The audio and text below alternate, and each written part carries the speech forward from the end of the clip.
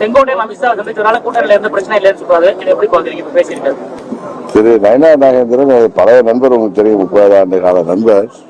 எனக்கு அவருக்கு தனிப்பட்ட முறையில எந்த பிரச்சனையும் இல்லை. நான் பல முறை கருத்து சொல்லிவிட்டேன். திரும்ப திரும்ப அதையே பேசி இல்ல, அவரே அதேதான் நல்ல இடத்துலதான் சொல்றாரு.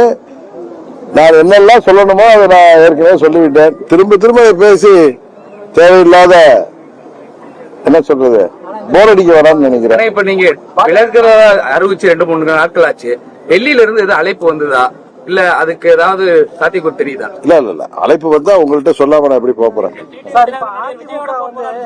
பிஜேபி கட்டுப்பாட்டுல போயிடுச்சு, அவங்க தான் வந்து சேர்க்கிறாங்க அப்படின்ற மாதிரி கூட தொடர்ச்சியா பேசுறாங்க. அந்த திருமாவளவன் அவர்கள் கொள்கை ரீதியான நிலைப்பாட்டில் அவர்கள் நாங்கள் பிஜேபியோட செல்லக்கூடாது என்று எப்பொழுதும் வலியுறுத்தி வருவார். நேற்றைக்கு என்று நினைக்கிற துணை முதல்வர் உதயநிதி ஸ்டாலின் அவர்கள் பழனிசாமி தான் தொடர்ந்து அதிமுகவின் பொதுச் செயலாளராக நீடிக்க வேண்டும், அவர் நீண்ட நாள் நல்ல உடல் நலத்தோடு இருந்து அவர் தான் எதிர்கட்சி தலைவராகவும் நீடிக்க வேண்டும் சொல்றதுல இருந்து என்ன ஒரு உண்மை சொல்றது. அவர் நீங்க எதை பாக்குறப்ப அவரு பஞ்ச புகழ்ச்சியா இல்ல ஸ்லேடையா பழனிசாமியை தாக்கி பேசுவதாக நீங்கள் நினைக்கலாம். அவர் என்ன ஒரு ரகசியத்தை சொல்றாருன்னா, எங்களுக்கு அது சுலபம் அப்படிங்கிறாரு. என்ன சுலபம்னா, 19 தேர்தல் அப்ப யார் பொதுச் செயலாளர், யார் கையில அம்மாவுடைய கட்சி இருந்துச்சு, பழனிசாமி. இரட்டையில இருந்தும் படுதோல்வி அடைந்தது, ஆட்சி அதிகாரம் இருந்தும். 21 தேர்தலிலும் ஆளும் கட்சியாக ஆட்சி அதிகாரம், கூட்டணி பலம், பல கட்சிகள் கூட்டணியோடு இரட்டை இலை சின்னத்தோடு பணபலத்தோடு போராடிய போதும் திமுக தான் வெற்றி பெற்றது. 24 சட்ட பாராளுமன்ற தேர்தல் அதான் நிறைவேற்றது.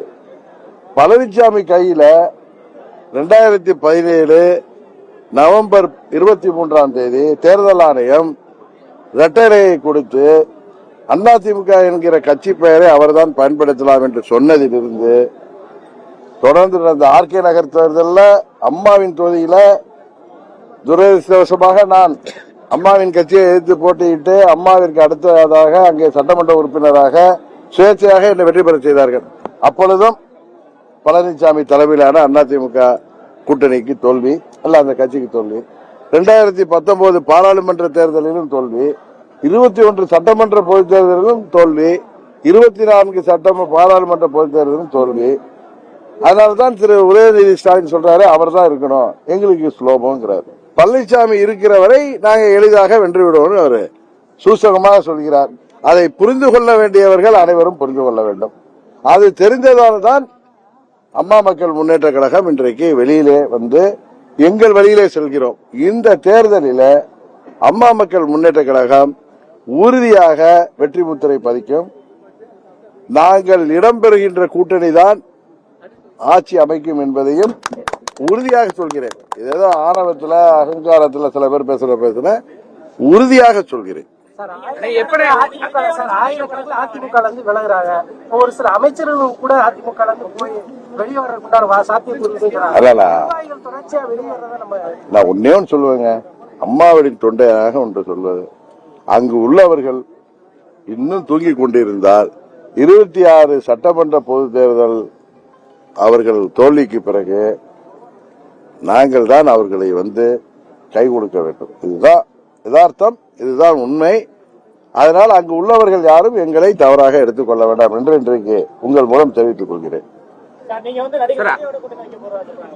இல்ல யூகங்களுக்கெல்லாம் பதில் சொல்ல வேணாம்.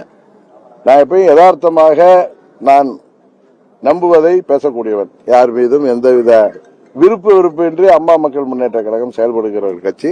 யாரை பார்த்தும் எங்களுக்கு பொறாமை இல்லை.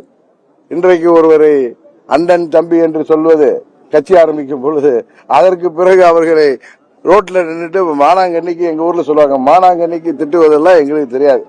எங்களை விமர்சிப்பவர்களுக்கு பதில் விமர்சனம் சொல்லுவோம். மற்றபடி யாரை பார்த்தும் எங்களுக்கு பொறாமை கிடையாது. விஜய் அவர்களை பார்த்து அந்த கருத்தை தான் நான் சொன்னேன்.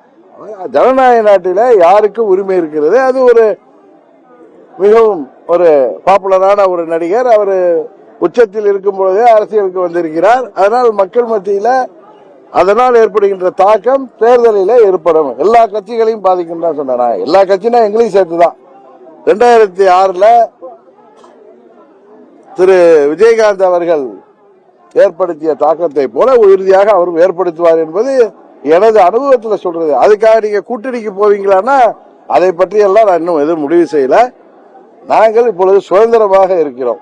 அம்மா மக்கள் முன்னேற்ற உறுதியாக வெற்றி பெறக்கூடிய கூட்டணியில் நாங்கள் இடம்பெறுவோம். அதுதான் எங்களுடைய நிலைப்பாடு. இதை தாண்டி எதுவும் நான் சொல்ல இருக்கில்லை. தேர்தல் பிரச்சாரம் பயணம் எப்படி போறது?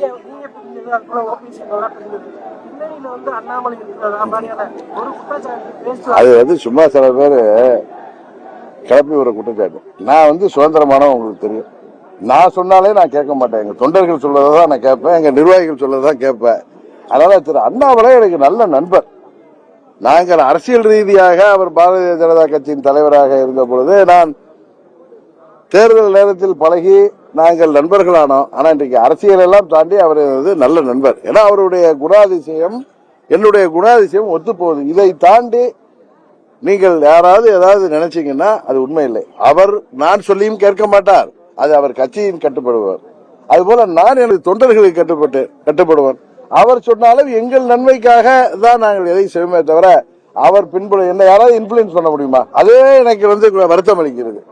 என்னை ஒருவர் தூண்டுகிறார் என்று சொல்வதே வருத்தம் அளிக்கிறது.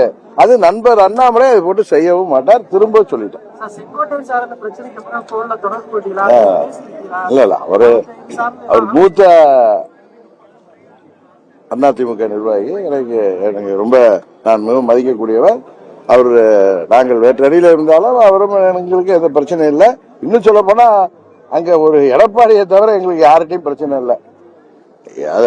அவருக்கு எங்கள் ஆதரவு உண்டு. இன்றைக்கு கூட எங்கள் கழக துணை பொதுச் செயலாளர் சண்முகவேல் தலைமையில் எங்க நிர்வாகிகள் அவரை போய் சந்திக்கிறாங்க. அவருக்கு ஆதரவு தரும். ஏன்னா அவருடைய முயற்சி அவர் ஒன்னும் ரெட்டையில எனக்கு கொடுங்க, நான் பொதுச் செயலாளர் ஆகணும், நான் தான் முதலமைச்சர்லாம் அவர் தெருவுக்கு தெரு போய் கூவல. அவர் அம்மாவின் தொண்டர்கள் எங்க இருந்தாலும் எல்லாம் ஒன்னா இணைன்னு கோரிக்கை. பல முறை சட்டமன்ற உறுப்பினராக பல முறை அமைச்சராக இருந்தவர். அவர் பதவி வெறியிலேயோ ஆசையில எதுவும் பண்ணல. அம்மாவின் தொண்டர்கள் எல்லாம் ஓர் இணையணும், ஓர் அணியில இணையணும், இல்ல ஒன்று இணையணும்னு அவருடைய எண்ணத்தை வெளிப்படுத்தியிருக்காரு. அதுதான் அதுக்கு எனது ஆதரவு உண்டு. திருப்பி பழனிசாமி தலைமையில ஏத்துக்கணுமான்னா அதுக்கு ஆதரவு இல்லை. புரியுதா? கொஞ்சம் நீங்கள் தயவு செய்து புரிஞ்சுங்க.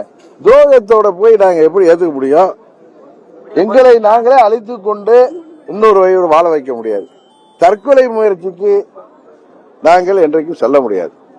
அதுதான் முதல்வர் சொல்றாரு சார். அதிமுக தற்போது ஆம்புலன்ஸ்ல செல்லக்கூடிய நிலைமையில இருக்குன்னு, அதுக்கு உங்களோட கருத்து என்ன?